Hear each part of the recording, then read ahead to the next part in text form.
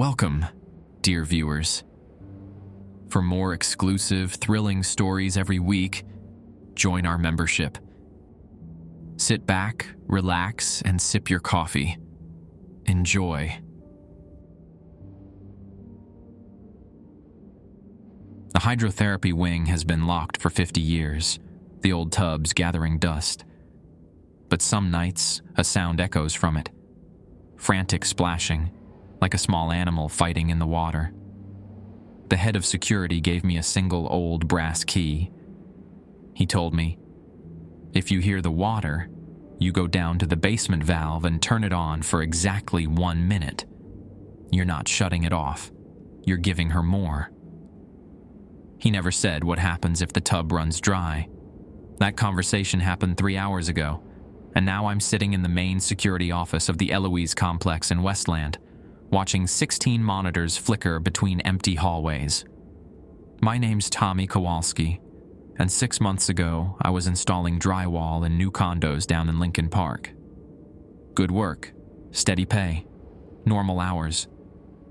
Then the housing market took a dive, and the construction company folded faster than a card table. My cousin Eddie works for Allied Security Services out of Dearborn. He mentioned they needed someone for the overnight shift at the old psychiatric hospital. $12 an hour, full benefits, and nobody breathing down your neck. Sounded perfect for someone who'd spent the last 2 months eating ramen and dodging his landlord's calls. It's just an old building, Eddie had said over beers at Buddy's Pizza on 8 Mile. They're converting it into apartments eventually. You just gotta make sure nobody breaks in and steals copper pipes or spray paints the walls.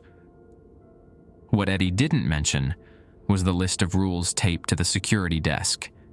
7 of them, typed on an old typewriter. The ink faded, but still readable.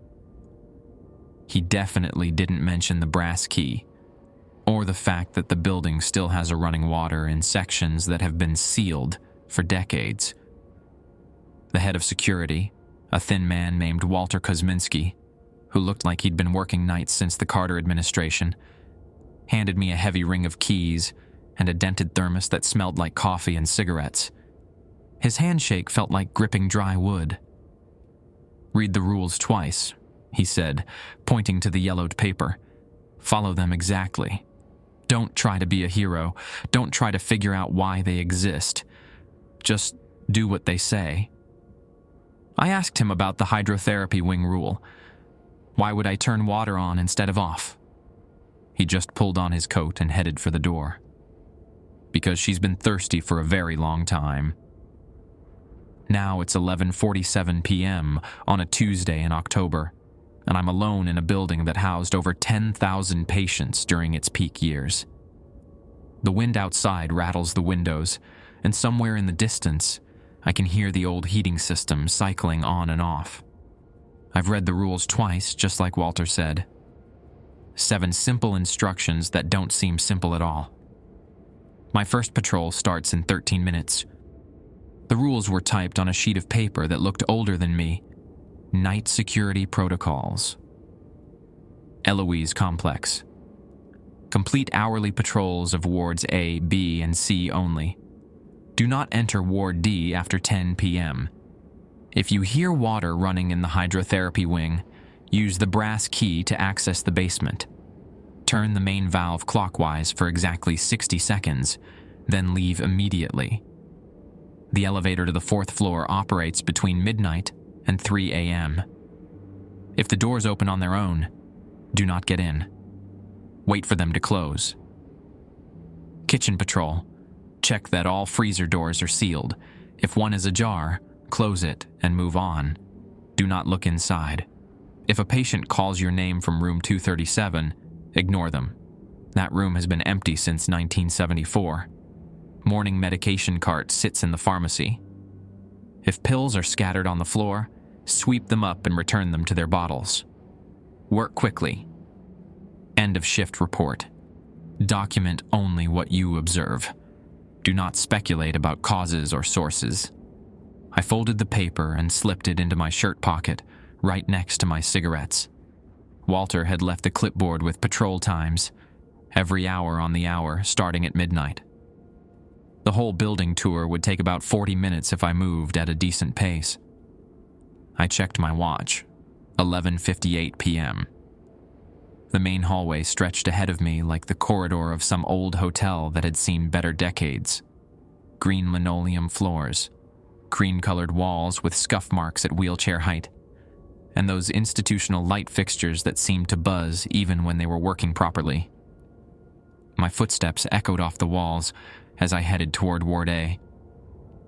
The Ward A entrance had double doors with small windows that reminded me of the cafeteria at my old high school. Inside, patient rooms lined both sides of a long hallway. Most doors stood open, revealing empty spaces with hospital beds and small dressers. The air smelled like disinfectant and something else, something stale and medicinal that made me think of my grandfather's nursing home.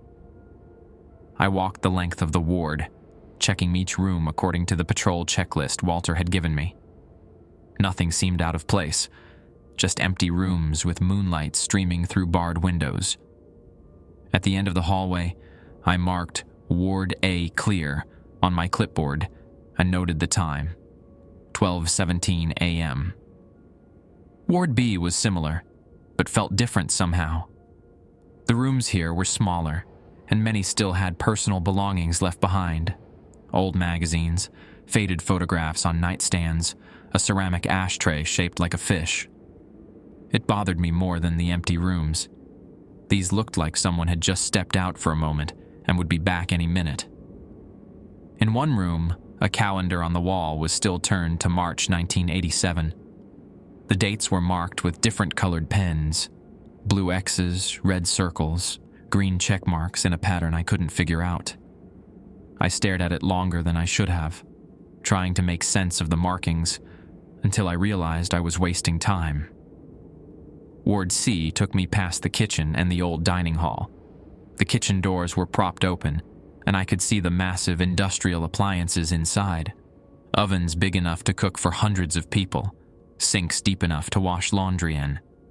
The freezer Walter mentioned was along the back wall, a walk-in unit with a heavy steel door. The handle was turned tight, and I could hear the compressor humming inside. As I finished checking the dining hall, something caught my attention. From somewhere deeper in the building came a sound, not loud, but distinct enough to make me pause. Running water. Not the pipes settling or the heating system cycling, but actual flowing water, like someone had turned on a faucet. I pulled out the brass key Walter had given me and looked at it under the hallway light. It was old, probably original to the building, with basement utilities etched into the metal. The sound continued, a steady rushing that seemed to come from below. The basement access was near the main office, behind a door marked "Authorized Personnel Only." The brass key fit perfectly, and the door opened onto a concrete staircase that disappeared into darkness. I found the light switch and clicked it on. A single bulb illuminated the stairs, but everything beyond remained black. The sound was louder down here, definitely water flowing through pipes. I followed the sound through a maze of heating ducts and electrical conduits until I found the main water valve, a large wheel-shaped handle connected to a thick pipe that ran along the ceiling. According to the rules, I needed to turn it clockwise for exactly 60 seconds. I checked my watch and gripped the valve. It turned easily, and immediately the sound of flowing water increased. I counted off the seconds. 30, 45, 55, 60. I released the valve and headed back upstairs, not wanting to linger in the basement any longer than necessary. As I climbed the concrete steps, the water sound gradually faded behind me. Back in the main hallway, I marked my clipboard. 12:52 a.m., basement utility check complete. The building felt quieter now, as if whatever had been thirsty was finally satisfied. I had 8 minutes before my next patrol round. Just enough time to grab some coffee from the thermos Walter had left and review the rules again. As I walked back toward the security office, I noticed the elevator at the end of the hallway. The floor indicator above the doors showed it was currently on the second floor, though I hadn't heard it moving.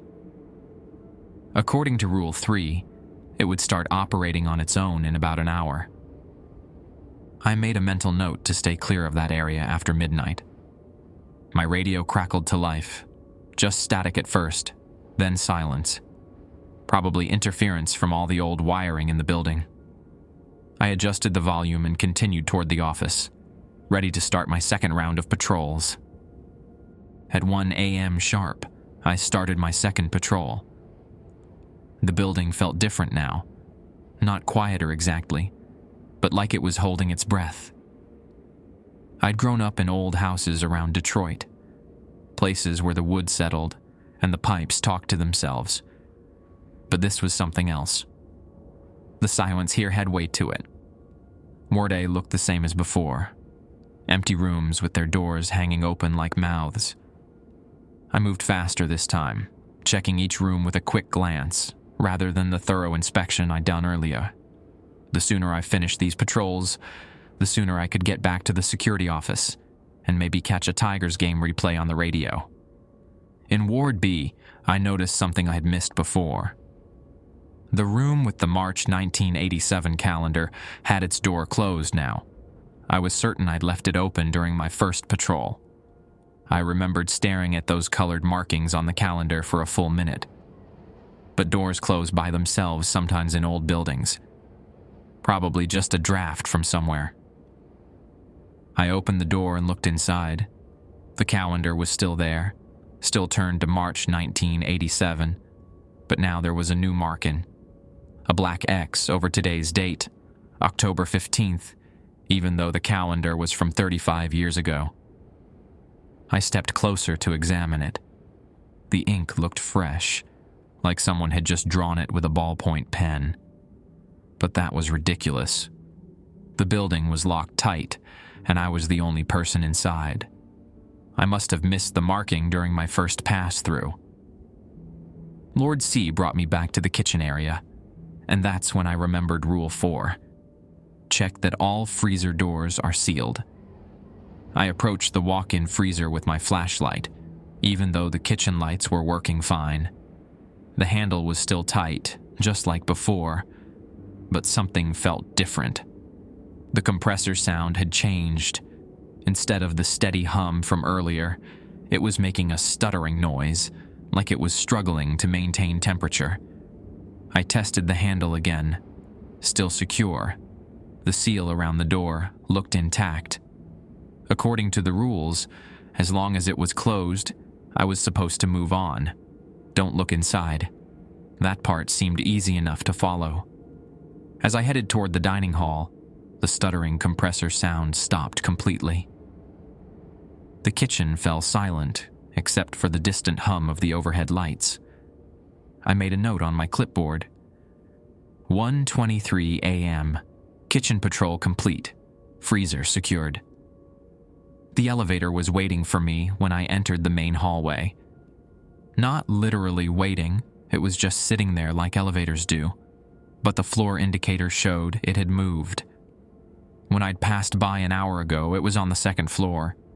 Now it was on the ground floor, and the doors were closed. I checked my watch. 1:27 a.m. Rule 3 said the elevator operated between midnight and 3 a.m., and if the doors opened on their own, I shouldn't get in. I kept my distance as I walked past, staying near the opposite wall. That's when I heard it. A soft ding, like the sound elevators make when they reach a floor. I turned to look, and the doors were sliding open. Slowly, revealing an empty elevator car, with dim fluorescent lighting inside. The call buttons on the wall weren't lit up. Nobody had summoned it. I pressed my back against the far wall and waited. The elevator doors stayed open for maybe 30 seconds, then slowly closed again. The floor indicator showed it was heading up. Second floor, third floor, fourth floor. Then it stopped. My radio crackled again, the same burst of static I'd heard earlier. This time, though, I thought I caught something else underneath the white noise. A voice, maybe, but too distorted to make out words. I adjusted the volume and waited, but it was just static again. I finished my patrol route and headed back to the security office, marking down the time. 1:45 a.m. The coffee in Walter's thermos was still warm, and it tasted like it had been brewed strong enough to wake the dead. Not the best choice of words in a place like this. The monitors showed empty hallways and vacant rooms, just like they had all night. 16 different camera angles, all displaying the same thing. Nothing. But as I watched, I noticed movement on monitor 7, which covered the Ward B hallway. A door was swinging shut, the same room with the March 1987 calendar. I was certain I'd closed it after seeing the black X. I rewound the footage using the controls Walter had showed me. The timestamp showed 1:38 a.m., right when I'd been dealing with the elevator situation. On the screen, the door opened by itself, stayed open for about 30 seconds, then slowly closed. No person visible in the frame. No obvious reason for the movement. Just a draft, I told myself. Old buildings have air currents that move through them in strange ways. The heating system cycling on and off, pressure changes, settling foundations. Any number of normal explanations. At 2 a.m., I started my third patrol. This time, I decided to skip Ward B entirely and focus on the other areas. The rules said to patrol Wards A, B, and C, but they didn't specify that I had to check every single room every single time. As long as I walked through each ward, I was technically following the protocol. Ward A was the same as always, empty, quiet, smelling like disinfectant and old memories. Ward C took me past the kitchen again, and I noted that the freezer compressor was running normally now, back to its steady hum. The dining hall was exactly as I'd left it. But when I reached the main hallway, I heard something that made me stop walking. A voice, coming from somewhere upstairs. Not the elevator. This was different. Someone calling a name. Tommy? Tommy, you up there? It sounded like my cousin Eddie, the one who'd gotten me this job. But Eddie was home in bed, probably sleeping off the strohs he'd been drinking when I left him at Buddy's earlier that evening. And the voice was coming from the direction of Ward D, the area I was specifically told not to enter after 10 p.m. I pulled out the rules and reread them by the light of my flashlight. Nothing about voices calling my name. Rule 5 mentioned someone calling from room 237, but that was a patient, not Eddie. And room 237 was supposed to be empty since 1974. Tommy, come on up, I got something to show you. Definitely Eddie's voice.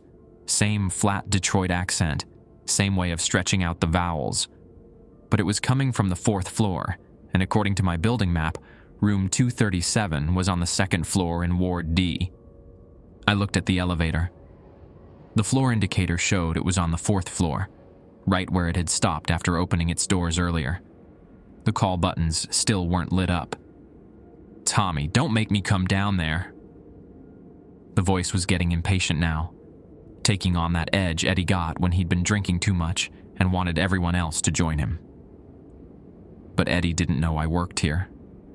He'd given me the contact information for Allied Security, but I'd never told him I actually got the job. We'd barely talked since that night at Buddy's. I stayed in the main hallway, watching the elevator doors and listening to the voice call my name.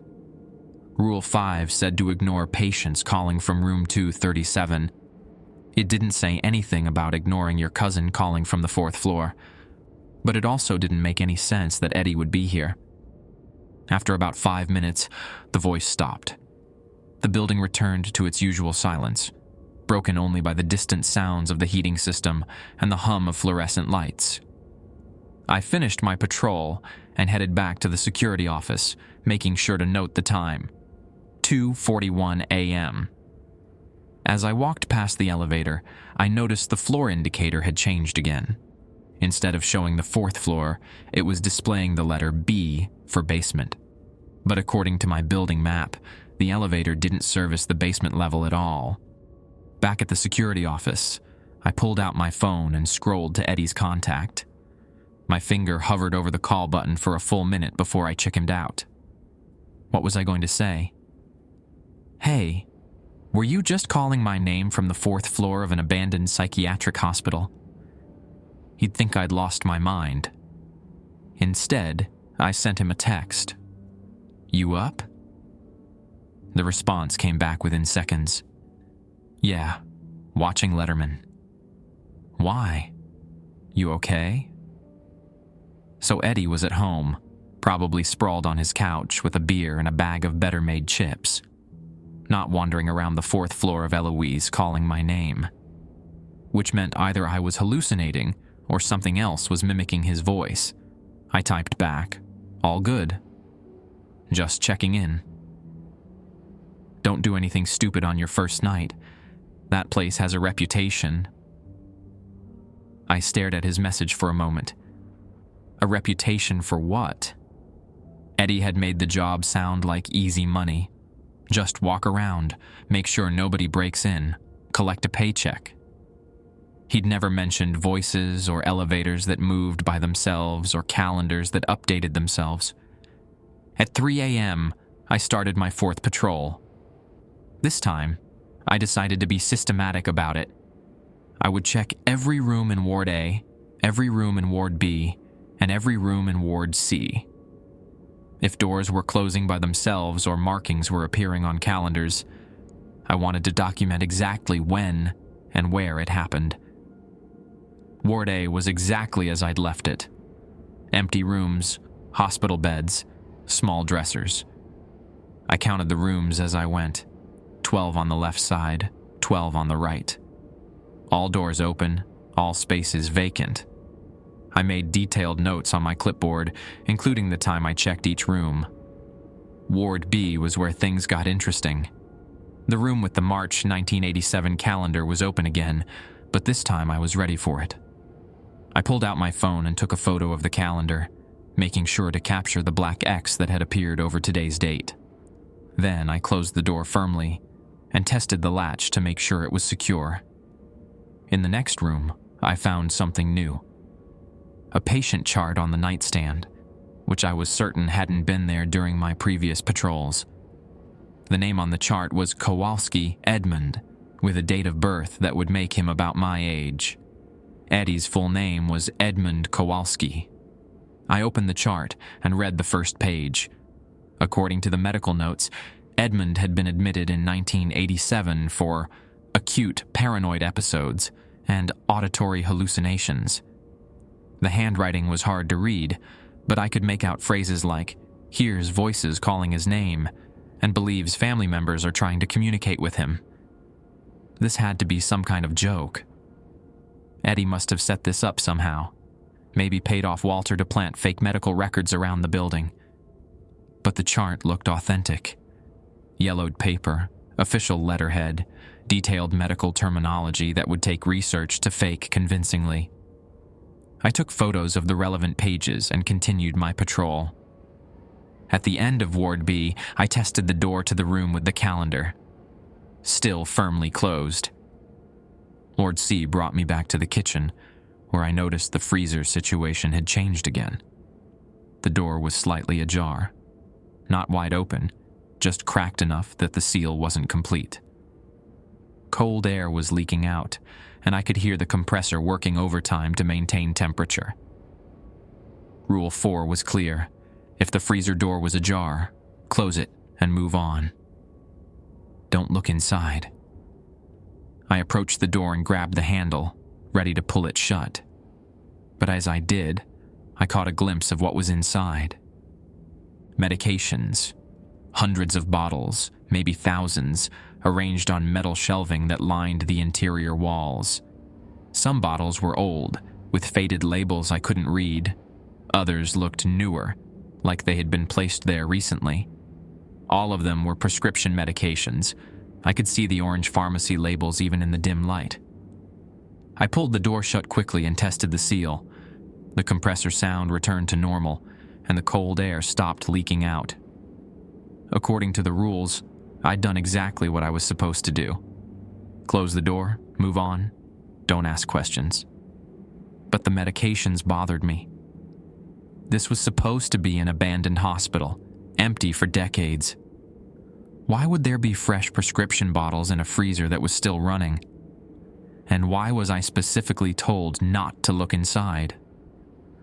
I finished my patrol and returned to the security office, noting the time, 3:47 a.m.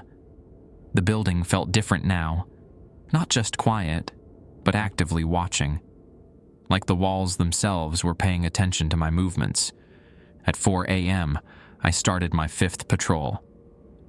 This time, I decided to test something. Instead of following my usual route, I went straight to Ward B and the room with the calendar. The door was open again. I stepped inside and examined the calendar closely. The black X was still there over today's date, but now there was something else.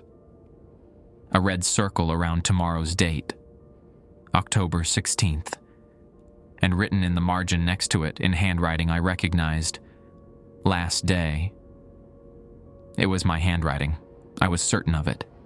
The same sloppy cursive I'd been writing since high school, the same way I formed my letters.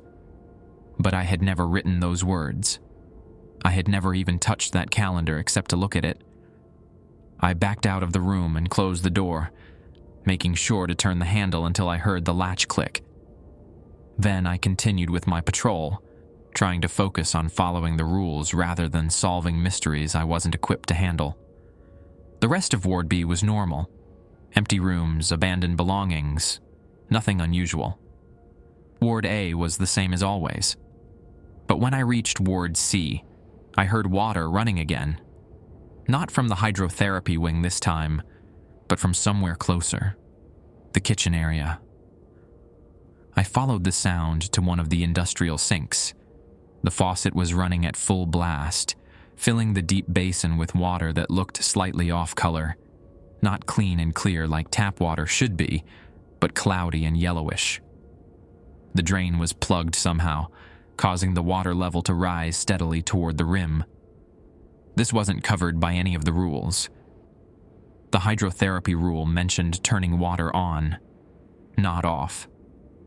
But I couldn't just let the sink overflow and flood the kitchen. I reached for the faucet handle and turned it clockwise. The water kept running. I tried turning it the other direction, but that just made the flow stronger. The sink was nearly full now, and the yellowish water had taken on a smell like old pennies and wet concrete. That's when I noticed something floating in the water. Small white objects, dozens of them, bobbing near the surface. I looked closer and realized they were pills, the same prescription medications I'd seen in the freezer. Someone had dumped entire bottles into the sink, and now they were dissolving in the cloudy water. Rule 6 mentioned the morning medication cart and pills scattered on the floor. Sweep them up and return them to their bottles. Work quickly. But these pills were floating in a sink, and it wasn't morning yet. I wasn't sure if the rule applied. I decided to follow the spirit of the rule, rather than the letter. I found a pair of rubber gloves under the sink and started scooping out the floating pills, placing them on a towel to dry. The water was warm and had a slick texture that made my stomach turn. By the time I'd retrieved most of the pills, the sink was nearly overflowing. I tried the faucet again, and this time it turned off easily. The water level stopped rising, and the yellowish color gradually cleared as fresh water circulated through the pipes. I gathered up the pills I'd rescued and looked around for somewhere to put them. The medication cart was in the pharmacy, according to Rule 6. I'd seen it during my earlier patrols, a metal cart with multiple drawers, positioned near the entrance to the ward. I could return the pills there and sort them out properly. But as I carried the wet pills toward the pharmacy, I noticed something that made me stop walking. The elevator floor indicator was showing B again, even though the building plans clearly stated that the elevator didn't service the basement. And as I watched, the letter changed to 1, then 2, then 3, then 4. Someone, or something, was riding the elevator from the basement to the 4th floor. But according to the rules, I was the only person who should be in the building after 10 p.m. I listened for the sound of elevator doors opening, but heard nothing. The floor indicator stayed on 4 for several minutes, then switched to B again, then back to 4. Like someone was riding it back and forth between floors that shouldn't exist and areas I was forbidden to enter. My radio crackled to life again, but this time the static resolved into something clearer. A voice, distant but recognizable. "Tommy, you coming up or what? I've been waiting all night." Eddie again. But Eddie was home, watching Letterman, texting me from his couch. And this voice was coming from my radio, not from upstairs. I keyed the microphone and spoke into it. "Who is this?" Static. Then, "You know who it is." "Room 237. I got something to show you." Room 237. The room that had been empty since 1974, according to Rule 5. The room where patients called your name and you were supposed to ignore them. But this wasn't a patient calling from room 237. This was someone using my radio frequency, someone who knew my name and sounded exactly like my cousin. I clipped the radio back to my belt and continued toward the pharmacy with my handful of wet pills. Whatever was happening in this building, I was going to follow the rules exactly as written. That seemed like the safest approach. The pharmacy was located near the main entrance to Ward C, behind a Dutch door that reminded me of the old-fashioned prescription counters at corner drugstores. The top half was open, revealing shelves lined with empty medication bottles and a metal cart positioned just inside the doorway. I approached the cart with my handful of wet pills, still dripping from the sink water. The cart had 6 drawers, each labeled with different types of medications: antipsychotics, sedatives, antidepressants, mood stabilizers, sleep aids, and emergency protocols. Most of the drawers were empty, but the bottom one, labeled emergency protocols, was filled with loose pills scattered across the metal surface. White ones, blue ones, small yellow tablets that looked like they'd been crushed and reassembled. Some were whole, others were fragments, and many had dissolved into chalky powder. Rule 6 was clear. If pills were scattered on the floor, sweep them up and return them to their bottles. Work quickly. But these pills weren't on the floor. They were in the cart drawer, and I didn't have bottles to return them to, just a handful of wet tablets I'd fished out of a sink. I decided to add my rescued pills to the drawer with the others. As I leaned over to drop them in, I noticed something written on the inside of the drawer in black ink. Kowalski, E. DNR, October 16th, 1987. DNR, do not resuscitate, and tomorrow's date, exactly 35 years ago. I backed away from the cart and looked around the pharmacy. The shelves were mostly bare, but a few prescription bottles remained, their orange labels faded but still readable. I picked up one and squinted at the small print. Kowalski Edmund, haloperidol, 5 mg, take as needed for agitation. Another bottle. Kowalski Edmund, lorazepam, 2 mg, for anxiety and sleep disturbances. A third. Kowalski Edmund, lithium, carbonate 300 mg, mood stabilization. Every remaining bottle in the pharmacy was prescribed to Edmund Kowalski. Every single one. Dozens of medications for psychiatric conditions, all bearing my cousin's name, all dated from 1987. My radio crackled again. "Tommy, you finding everything you need down there?" I grabbed the radio and keyed the microphone. "Eddie, what the hell is going on?" "What do you mean?" "I'm just asking if you're settling in okay. New job and all." But the voice was coming through my radio, not from Eddie's phone. And Eddie had no way to access my security frequency. I'd never even told him what company I was working for. "Where are you right now?" I asked. "Home, watching TV. Where else would I be at 4 a.m? You're acting weird, man." I looked at my phone. No missed calls from Eddie, no text messages. But the voice on the radio was definitely his, using the same casual tone he always used when he was trying to downplay something serious. "Tommy, you there? Your signal's breaking up." I clipped the radio back to my belt without responding. Either Eddie was lying to me about where he was, or something in this building was perfectly mimicking his voice and personality. Neither explanation made me feel better about my situation. I finished my business in the pharmacy and continued my patrol. At 5 a.m., I started my 6th round through the wards. This time, I decided to document everything with my phone camera. If weird things were happening, I wanted proof. Ward A was normal. I took photos of each empty room, noting the timestamp on each image. Nothing unusual, just vacant spaces with hospital furniture and morning light starting to filter through the barred windows. Ward B brought me back to the room with the calendar. I opened the door and immediately saw that another marking had appeared. A green check mark next to October 17th, 2 days from now. And written below it in my own handwriting, "He understands now." I photographed the calendar, making sure to capture the new marking clearly. Then I sat on the edge of the hospital bed and tried to think logically about what was happening. Someone was playing an elaborate prank on me. It had to be that. Eddie and Walter were working together to mess with the new guy, seeing how long it would take before I cracked and quit. But the medical records were too detailed to be fake.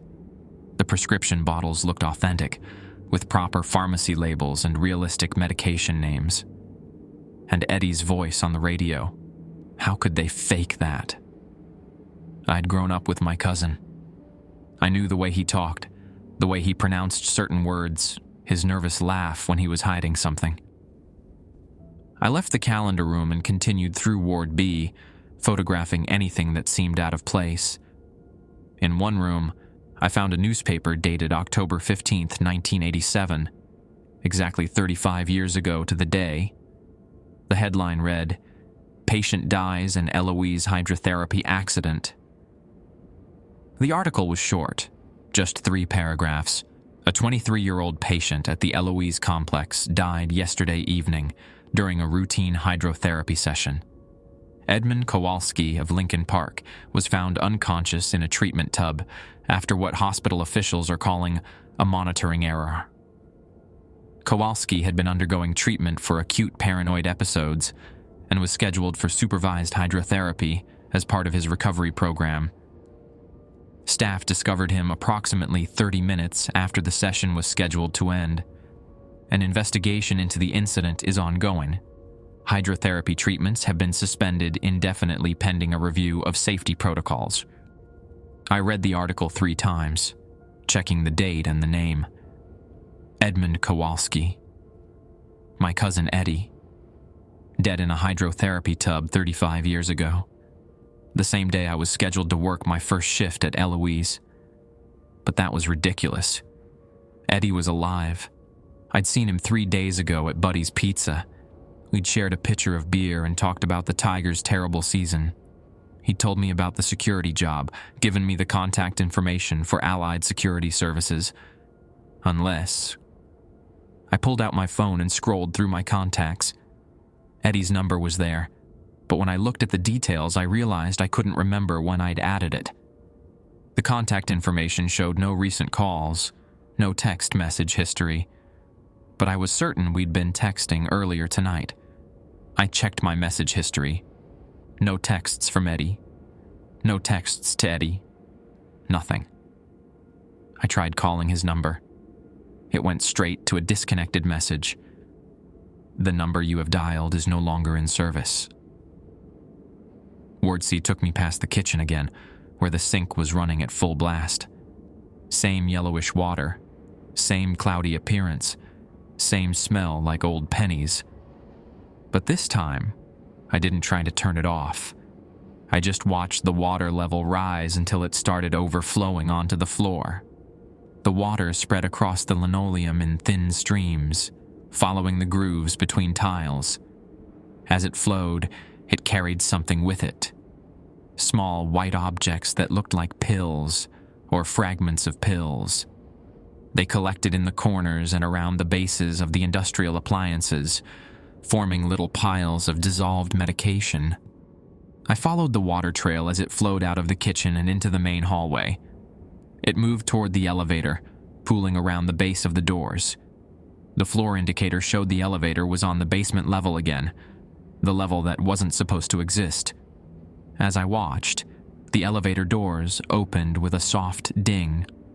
The car was empty, but the floor was covered with the same yellowish water that was flowing from the kitchen. It had formed a shallow pool that reflected the dim fluorescent lighting from above. Rule 3 said, if the doors opened on their own, don't get in. Wait for them to close. But the doors weren't closing. They stayed open, and the water continued to flow into the elevator car, deepening the pool on the floor. My radio crackled one more time. Tommy, last chance. You coming up to room 237 or not? I can't wait much longer. I looked at the elevator, then at the water flowing across the hallway floor, at my phone with no message history from a cousin who might have died 35 years ago, at the rules taped to my clipboard, rules that were supposed to keep me safe, but seemed designed to lead me deeper into whatever was happening in this building. I had a choice to make, and I had about an hour left before my shift ended. I stood in the main hallway, watching the yellowish water flow into the open elevator, and made my decision. The rules had kept me alive this far. Whatever was calling to me from room 237, whatever was pretending to be Eddie, I wasn't going to give it what it wanted. I would finish my shift, document everything I'd seen, and let the day security team deal with the aftermath. The water on the floor was ankle deep now, flowing steadily from the kitchen toward the elevator and spreading into the adjoining hallways. It carried with it more dissolved pills, fragments of medication that sparkled like tiny white stars in the fluorescent light. The snow was getting stronger too, that metallic, organic scent that reminded me of the old water fountains at my elementary school. I headed back to the security office, splashing through the growing flood. The monitors showed the water spreading throughout the building, seeping under doors and pooling in low-lying areas. Several cameras had lost their signals, displaying nothing but static snow. The ones that still worked showed empty hallways, slowly filling with the strange, cloudy water. At 5:30 a.m., I started what would be my final patrol of the night. The building was transforming around me, becoming something different from the abandoned hospital I'd walked through just hours earlier. The water had reached the main corridors now, and I could hear it moving through the walls, a rushing, gurgling sound like the building's circulatory system had come back to life. Ward A was flooded. The water had risen to about a foot deep, covering the bases of the hospital beds and lapping at the lower drawers of the bedside tables. Some of the rooms had items floating in the water, old magazines, pieces of paper, personal belongings that had somehow materialized from nowhere. I waded through each room, checking my list and trying to maintain some semblance of normal patrol procedure. In one room, I found something that stopped me cold. A wallet floating near the window. I picked it up and opened it. Inside was a Michigan driver's license with Eddie's photo and address, but the issue date was October 1987. The license showed his date of birth as matching the newspaper article I'd found earlier. But there was something else in the wallet that made my hands shake.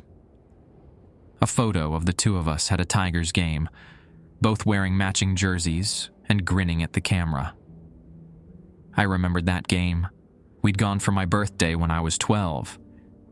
Eddie had bought me a hot dog and a souvenir hat, but in the photo, Eddie looked exactly the same age he'd been when I saw him at Buddy's Pizza 3 days ago. Ward B was worse. The water here was chest deep in some places, and the current was stronger. I had to hold onto door frames to keep from being swept along. The room with the March 1987 calendar was completely submerged, but I could see through the clear water that more markings had appeared. The entire month was filled with different colored marks now. X's, circles, check marks, and strange symbols I didn't recognize. I tried to take a photo, but the water distorted the image too much to make out the details. Instead, I memorized what I could see. Every date marked with something, like a countdown or a schedule leading up to today. The medication cart in the pharmacy was floating now, bobbing in the current like a metal raft. The pills I'd collected earlier were scattered throughout the water, dissolving slowly and creating colorful streams that swirled around my legs as I moved. The prescription bottles with Eddie's name had floated off their shelves and were now drifting throughout the ward, their labels becoming illegible as the water soaked through the paper. My radio crackled constantly now, a steady stream of static mixed with fragments of conversation. Sometimes I could make out words. Treatment protocol, and patient unresponsive, and emergency procedures. Like listening to medical staff from 35 years ago, their voices echoing through time. When I reached Ward C, I found the source of the flooding. The kitchen sink had overflowed completely, but that wasn't the main problem. The walls themselves were leaking. Water seeped through cracks in the plaster and streamed down from the ceiling tiles, as if the entire building was saturated and could no longer contain the moisture. The freezer door was wide open now, its contents floating in the current. Hundreds of prescription bottles bobbed past me, along with medical equipment I didn't recognize. Syringes, IV bags, machines with blinking lights that somehow still functioned despite being submerged.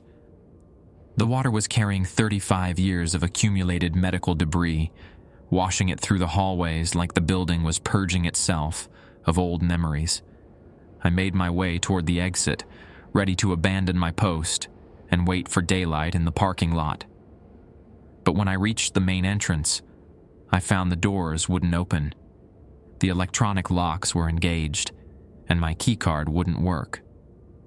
The water had risen high enough to reach the electronic components, shorting out the security system. I was trapped inside a flooding building with whatever was calling my name from room 237. My radio burst to life with a clear signal. "Tommy, you need to come up here now. The water's getting too deep." This time, the voice sounded genuinely concerned. Not playful or mysterious, but urgent. Like Eddie was actually worried about my safety. "The basement valve," the voice continued. "You turned it on, but you never turned it off. That's why the building's flooding. You have to come up to room 237. That's where the main shutoff is." I looked around the flooded lobby. The water was still rising, now reaching my chest. The elevators were completely flooded, their doors standing open and revealing shafts filled with murky water. The stairwells would be my only way to reach the upper floors.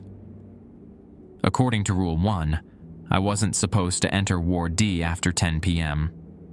But it was almost 6 a.m. now, and the rules hadn't mentioned anything about flooding or being trapped inside the building. Maybe the restrictions change during emergency situations. I found the stairwell entrance and started climbing. The concrete steps were slippery with moisture, and I could hear water dripping from somewhere above. As I climbed, I passed the second-floor landing. Through the small window in the door, I could see Ward D stretching into darkness. Patient rooms lined the hallway, their doors standing open like missing teeth in a broken smile. On the third floor, I stopped to catch my breath. The water hadn't reached this high yet, but I could hear it rising in the stairwell below me, a steady rushing sound that echoed off the concrete walls. My radio crackled. "Room 237 is on the second floor, north wing. Follow the signs." I descended back to the second floor and opened the door to Ward D. The hallway was dry here, but the air felt thick and humid, like walking into a greenhouse. Emergency lighting cast long shadows between the doorways, and I could see room numbers stenciled on the walls. 201, 203, 205, continuing down the corridor. Room 237 was at the far end of the hall, past a dozen other patient rooms. As I walked toward it, I noticed that some of the rooms weren't empty. Shapes moved in the darkness. Not people exactly, but something that might have been people once. Patients in hospital gowns, sitting on beds or standing by windows, all of them perfectly still until I passed by. Then they would turn to watch me. Their movements synchronized like they were all connected to the same nervous system. None of them spoke. None of them tried to stop me. They just watched as I made my way toward room 237. The door was closed, but I could see light underneath. Not electric light, but something warmer and more organic. Like candlelight, but steadier. I knocked on the door. "Come in," said Eddie's voice. "It's unlocked." I turned the handle and stepped inside. The room looked like a standard patient room. Hospital bed, small dresser, single window with bars.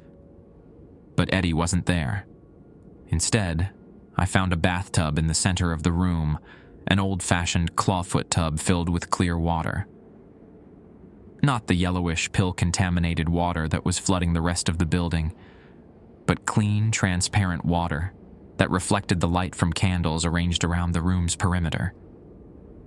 "You made it," said Eddie's voice, though I still couldn't see him. "I wasn't sure you'd have the courage to come up here." "Where are you?" I asked, looking around the room. "In the water, Tommy. Same place I've been for 35 years. I approached the bathtub and looked down into the clear water. At first, I saw only my own reflection. Then, the water began to swirl, forming currents and eddies that shouldn't have been possible in a still tub. The surface rippled, and gradually, an image formed in the depths. Eddie's face, looking up at me from the bottom of the tub. Not floating, not drowning, but somehow existing in the water itself. His expression was peaceful, almost relieved. "The valve," he said, his voice bubbling up from the water. "You turned it on in the basement, but that was just the beginning. To stop the flooding, you have to turn off the main valve. It's under this tub." I looked around the room and noticed something I'd missed before. The bathtub wasn't sitting on the floor.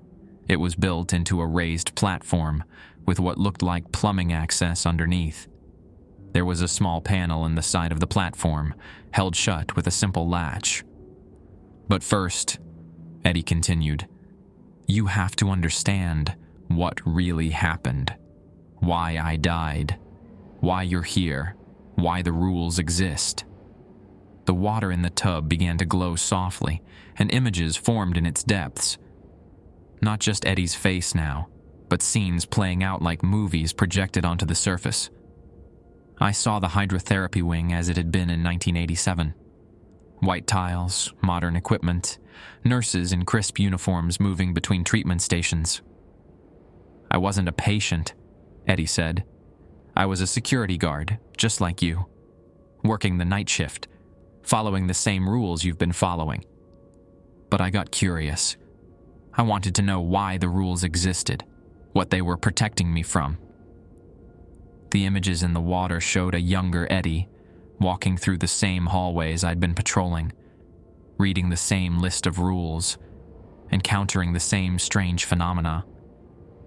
But unlike me, he hadn't stopped at following the rules. He'd started investigating, asking questions, trying to solve the mystery. The rules aren't there to protect you from the building, Eddie explained. They're there to protect the building from you, from anyone who might disrupt the balance that keeps everything contained. The water showed me what happened when Eddie broke the rules. How he'd entered Ward D after hours, opened doors that were meant to stay closed, turned off valves that were meant to stay on. How he'd disturbed something that had been sleeping peacefully for decades.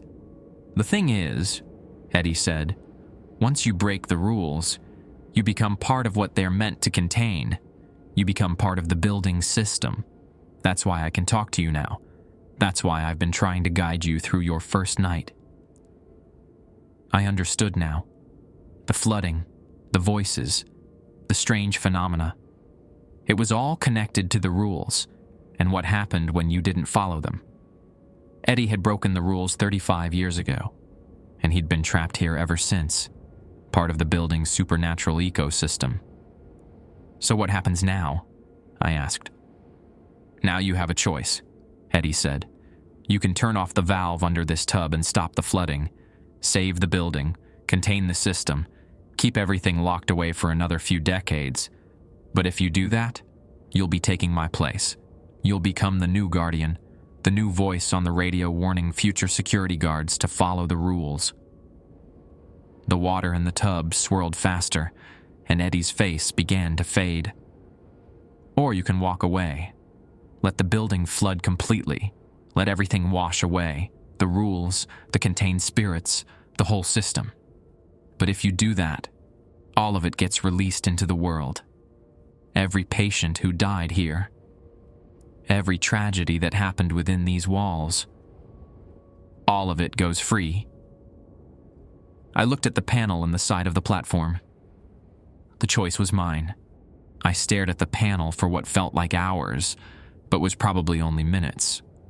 The water in the tub continued to swirl, Eddie's face fading in and out of focus as the currents moved. Outside the room, I could hear the flood rising through the stairwells, accompanied by sounds I hadn't noticed before. Voices, whispers, the echo of footsteps from decades past. How long do I have to decide? I asked. Not long, Eddie replied, his voice growing fainter. The water's reaching the electrical systems now. Once those go out, the containment protocols shut down automatically. Then the choice gets made for you. As if to emphasize his point, the lights in the room flickered. The candles around the tub guttered in a breeze that shouldn't have existed indoors, and somewhere in the distance, I heard the distinct sound of electrical equipment shutting down. I knelt beside the platform and examined the access panel more closely. It was secured with a simple latch, the kind you might find on an old toolbox. But the metal looked corroded, like it had been underwater for years, despite being in a room that had supposedly been dry until tonight. Before I decide, I said, I need to know what really happened to you. Not just that you broke the rules, but exactly how you died. The water in the tub grew brighter, and new images formed in its depths. I saw Eddie, my Eddie, not the patient from the medical records, working a night shift exactly like mine. He was younger, maybe 18 or 19, wearing the same type of security uniform I had on now. I was curious about the hydrotherapy wing, Eddie said, same as you were tonight. But instead of just turning the valve like the rules said, I went to investigate. I wanted to see what was in there, what the water was for. The images showed Eddie unlocking the brass door with a key identical to mine, descending into the basement, but continuing past the main valve toward a section I hadn't seen. Deeper into the building's foundation were older tunnels connected to the hydrotherapy treatment rooms. The wing wasn't really closed, Eddie continued. It was active, running treatments on patients who'd been dead for decades. The water was cycling through the system constantly, carrying things from one place to another. I watched in horror as the images revealed what Eddie had found. Treatment rooms filled with bathtubs like the one I was kneeling beside, each one occupied by a patient who should have been long buried. Not alive exactly, but not gone either. Preserved in the water, maintained by the building's systems, kept in a state between life and death.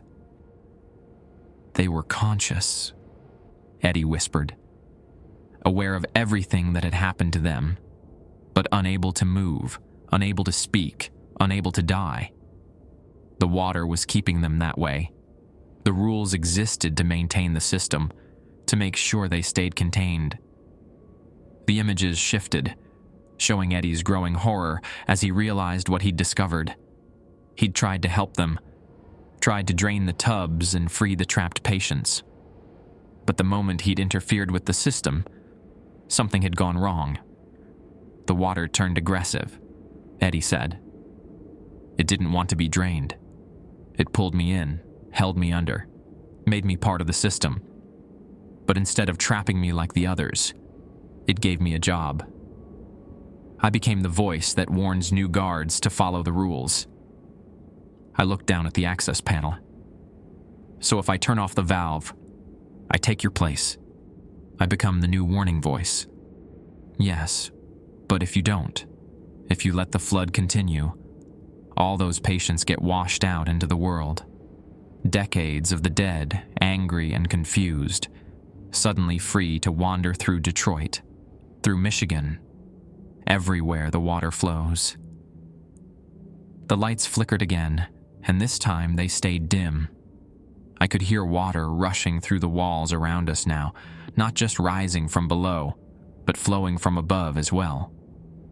The building's plumbing system was failing, and soon the supernatural containment would fail with it. I made my decision. I unlatched the access panel and looked inside. A maze of pipes and valves filled the space beneath the bathtub, but one valve was larger than the others and painted bright red. A placard next to it read, "Main shut off. Emergency use only." As I reached for the valve, the water in the tub above me erupted upward like a geyser. Eddie's voice became urgent, almost panicked. "Tommy, wait!" "There's something I didn't tell you." I paused, my hand halfway to the valve.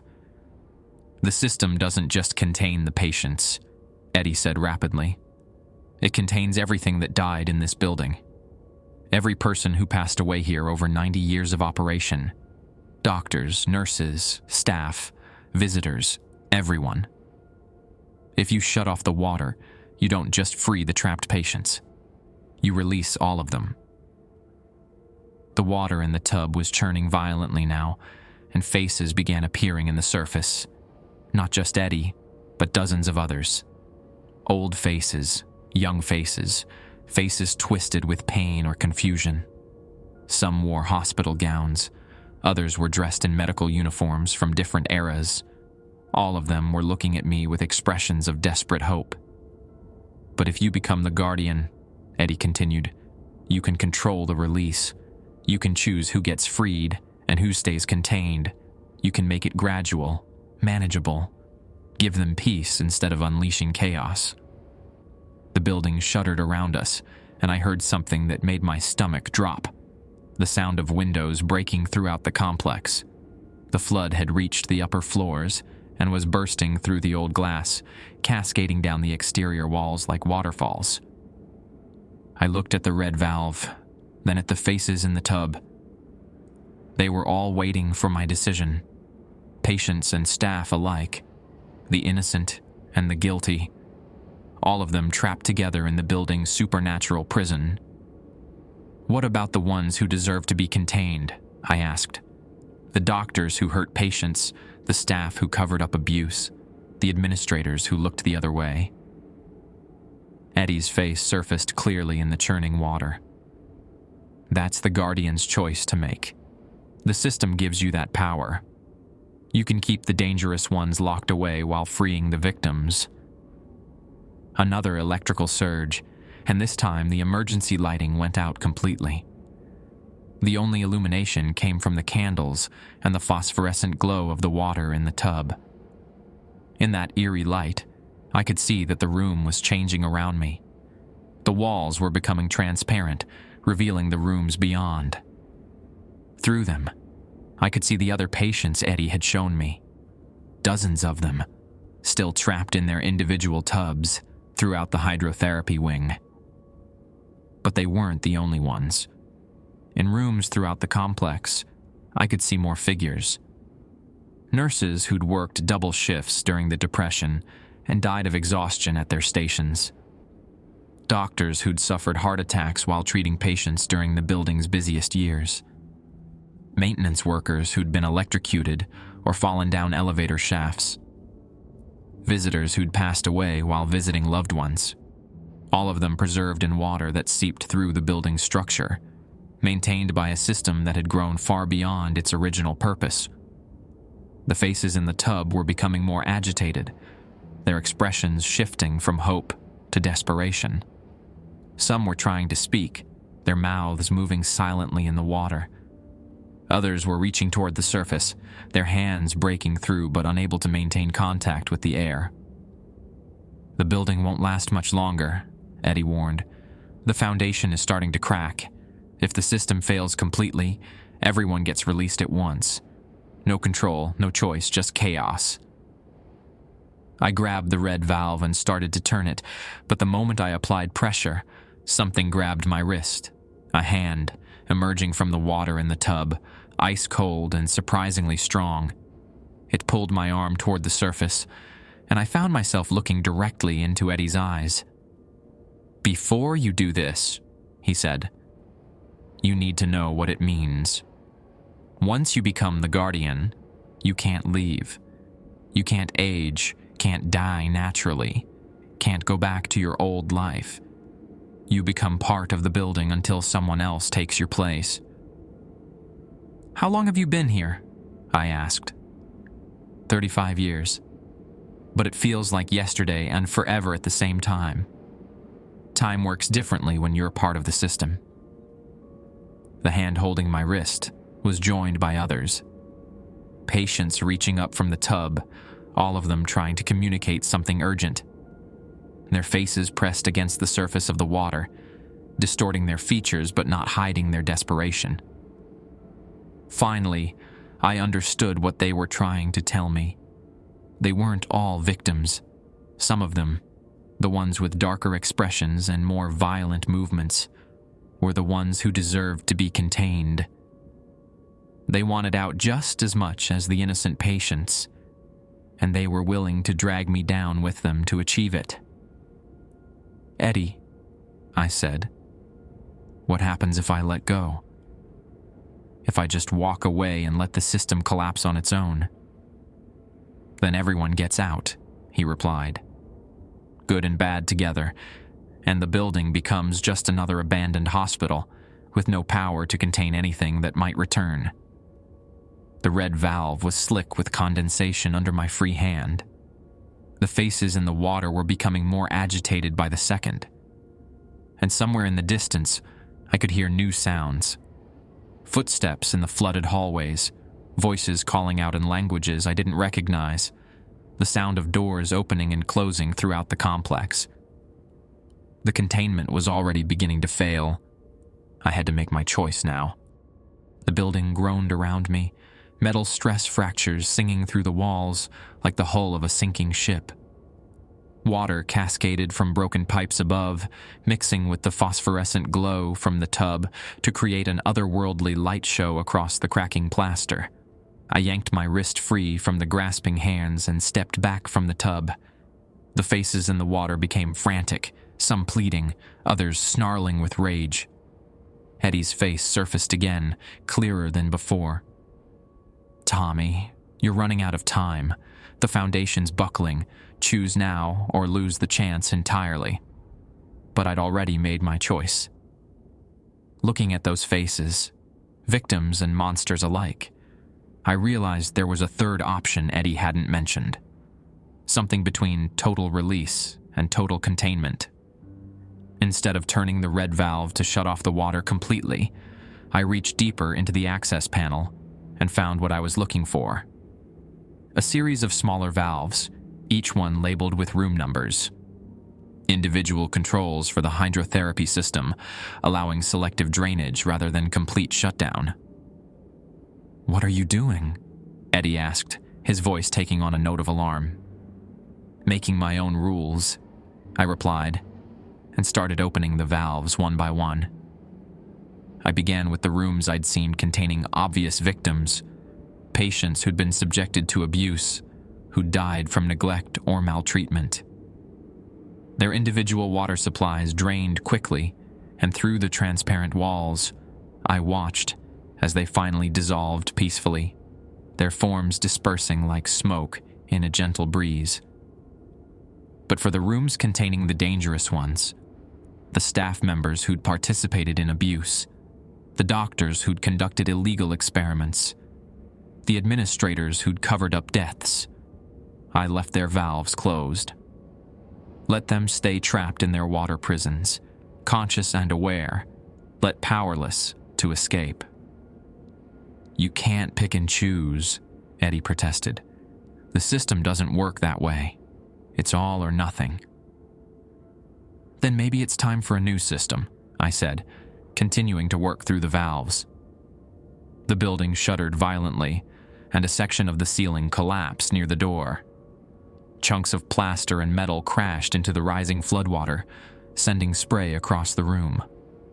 But I kept working, methodically opening valves for the innocent while leaving the guilty contained. As each victim was freed, I felt something change in the building's atmosphere. The oppressive weight that had been pressing down on me all night began to lift.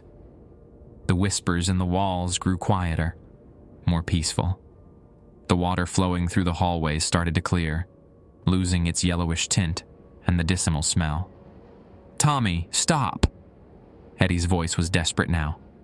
"If you disrupt the balance like this, the whole system will collapse chaotically. You can't control a partial release." But he was wrong.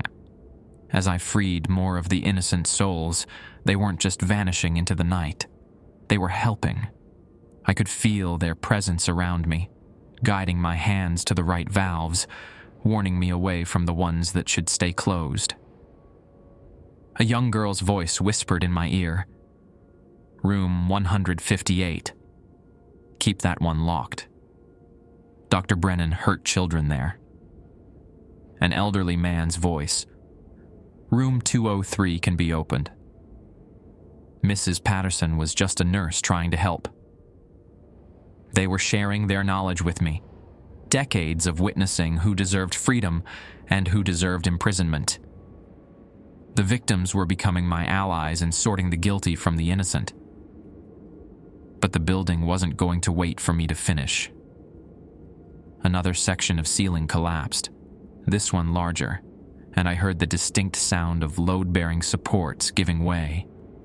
The flood had weakened the structure beyond its breaking point. I worked faster, opening valve after valve based on the whispered guidance of the freed spirits. With each release, the building's supernatural pressure decreased, but its physical stability decreased as well. I was in a race against time. Free as many victims as possible before the whole place came down. "You're destroying everything," Eddie shouted from the tub. 90 years of containment, ruined because you think you know better than the system." That's when I realized something that should have been obvious from the beginning. Eddie wasn't a victim of the system. He was part of it by choice. He'd become the guardian not because he'd been trapped, but because he'd volunteered. The guilt in his voice wasn't remorse for breaking rules. It was fear of losing his power. "How many innocent people did you let suffer because you were afraid to disrupt the balance?" I asked him. His face in the water twisted with anger. "You don't understand what you're dealing with. Some of these spirits are dangerous, violent, insane. They need to be contained. The dangerous ones will stay contained," I replied, opening another valve. "But the victims deserve peace, The water level in the room was rising rapidly now, fed by burst pipes throughout the building. It reached my knees, then my waist, cold and contaminated with decades of chemical treatments. But I kept working, guided by the grateful whispers of the dead. As I opened the final valve for a patient who died during a botched lobotomy, something extraordinary happened.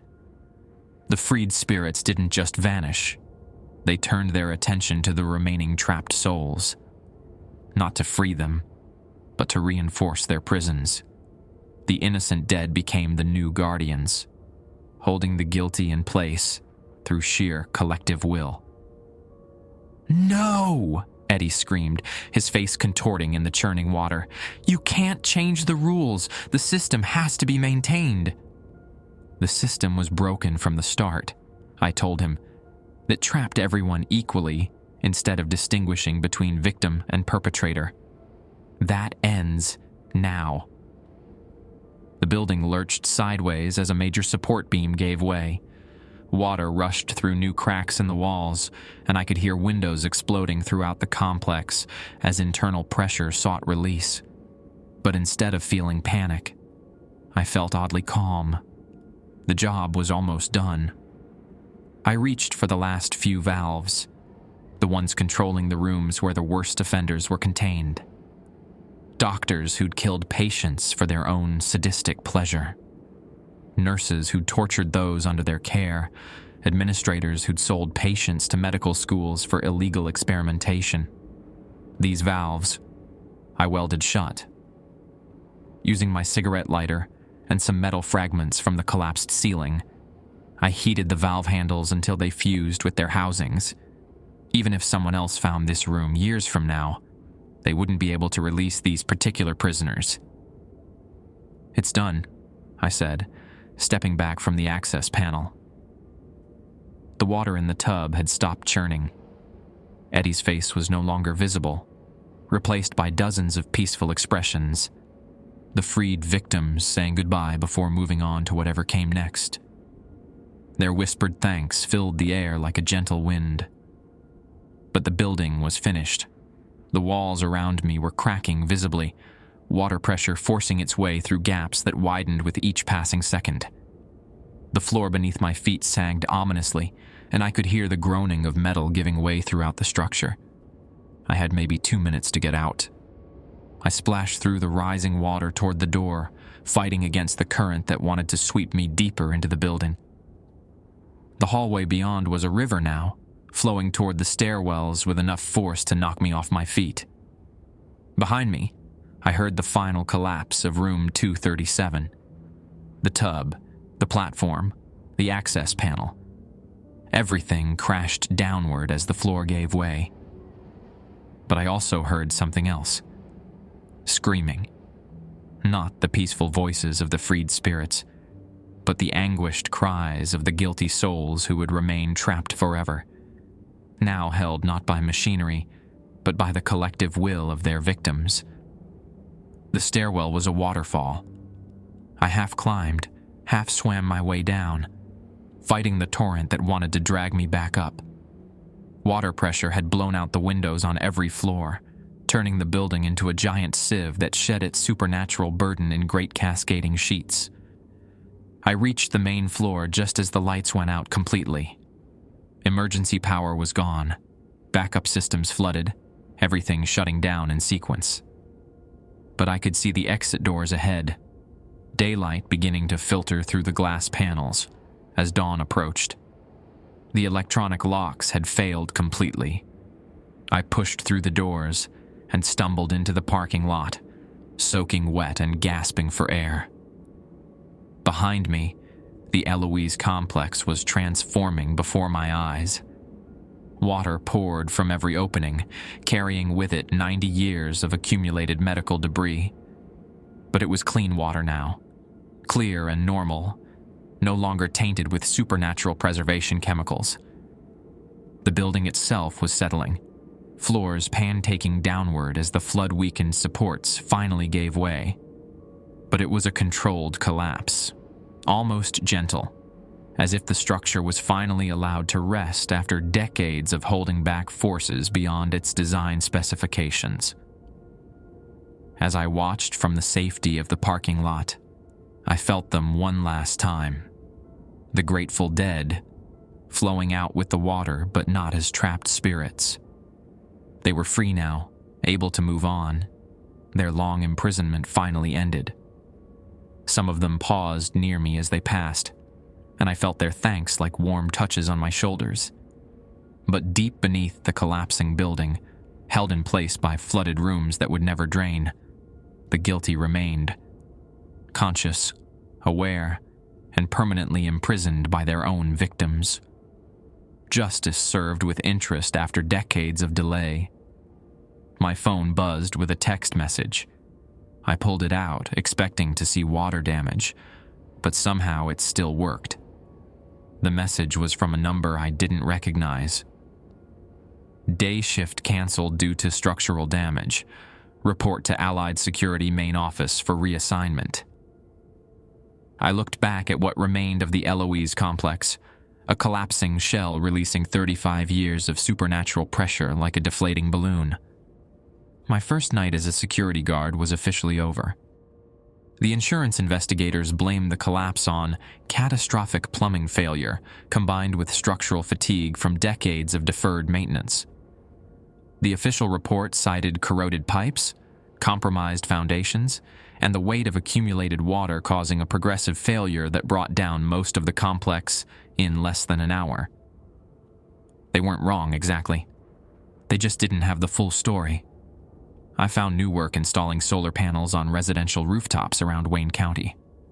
Physical labor, decent pay, and best of all, I worked during daylight hours. No more night shifts, no more empty buildings, no more mysterious rules to follow. Just me, a tool belt, and the Michigan sun. The Kowalski family in Lincoln Park had no record of an Edmund who died in 1987. According to city records, Eddie was alive and well, working as a mechanic at a Ford dealership in Dearborn. When I drove by the shop on a Tuesday afternoon, I saw him through the service bay window, grease-stained coveralls and all, exactly as he should be. We'd never met. The Allied Security Services office had no record of my employment at Eloise.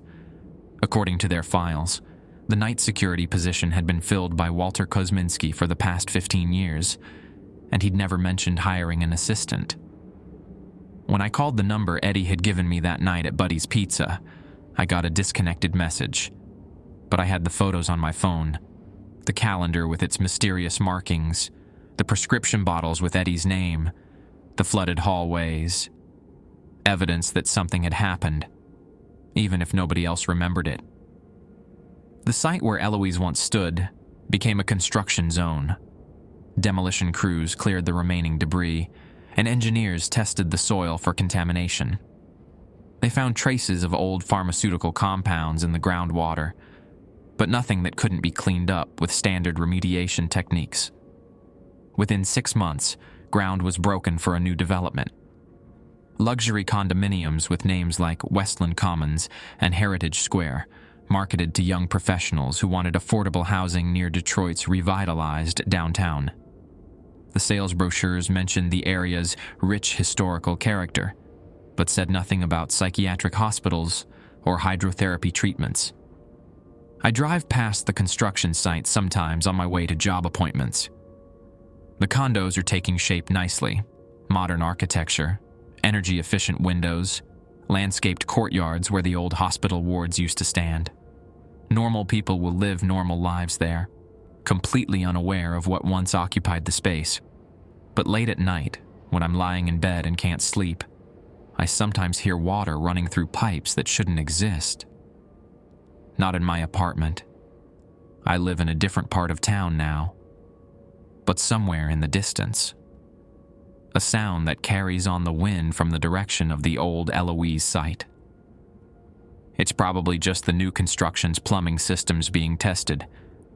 Probably just the developers checking water pressure and drainage before the first residents move in. Probably nothing supernatural at all, but I know better. The guilty are still contained down there, held in flooded chambers beneath the new foundation. The construction crews never found them, because the freed spirits made sure they wouldn't. The victims I released have become the new guardians, maintaining the prison that holds their tormentors, while allowing the innocent world above to remain blissfully unaware. Sometimes I wonder if I should have made a different choice that night. If I should have followed the original rules, maintained the status quo, let sleeping horrors lie undisturbed. Then I remember the grateful whispers of the freed spirits, the peaceful expressions on their faces as they finally moved on to whatever comes after this life. And I know I made the right call. The rules exist for a reason, but sometimes you have to write new ones